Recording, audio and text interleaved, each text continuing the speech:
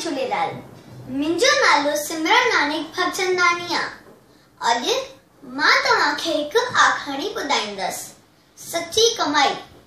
हरिद्वार में हिकिड़ो गरीब मोची रहंदो हो।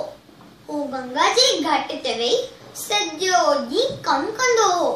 राति जो पंहिंजी झोपड़ीअ में वञी सुम्हंदो हो। मेहनत करे जूता ठाहे कुझु पैसा कमाईंदो हो। अहिड़ीअ तरह रुखी सुखी रोटी खाईंदो हो। हू हमेशा कमु करण वक़्तु भॼन पियो ॻाईंदो हो ऐं आए ॿिए खे खिली खीकारींदो हो। पंहिंजे ग्राहकनि सां बेहद प्यार ऐं निम्रता सां ॻाल्हाईंदो हो। हू तमामु ख़ुशि हो। हिकु ॾींहुं हिकु साधू वटि आयो। साधुअ पंहिंजी झोलीअ मां हिकिड़ो पत्थर कढी ॾिनईसि। चयईसि, हीउ पारस जो पत्थर आहे। लोह खे सोन में बदिलाईंदो आहे। तूं पाण वटि रख।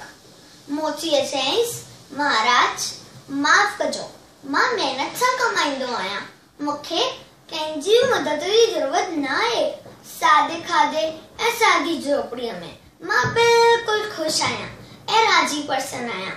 जॾहिं साधुअ पत्थर वठण लाइ ज़ोर भरियसि, मोचीअ मुस्की चयो, साधू बाबा, हीउ पत्थर त कंहिं अमीर माण्हू खे ॾियो, छो जो उहे धन हूंदे बि ग़रीब आहिनि।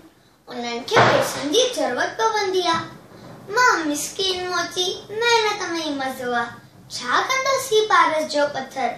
साधू सम्झी वियो कि मोची लालची कोन्हे।